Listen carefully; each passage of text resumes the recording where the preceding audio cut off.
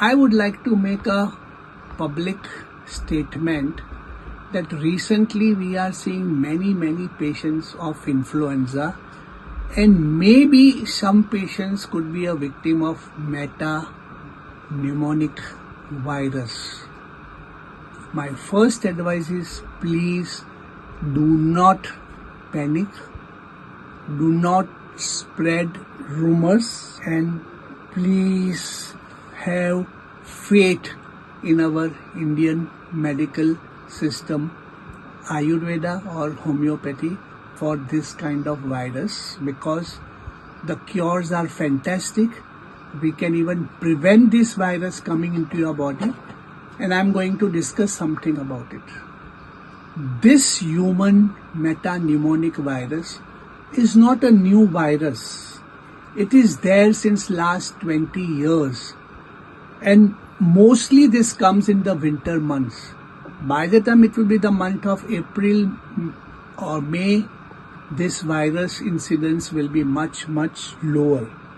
Most of the cases that we have seen so far are totally uncomplicated and do not need any hospitalization. Please remember this. Some people who are extremely immunocompromised, like cancer patients, infants, patients suffering from chronic renal failure, patients who are on dialysis, they can develop some complication, but otherwise 90% of the population, which is very healthy, will not have much complications. I would strongly advise people not to take any vaccination for this particular problem.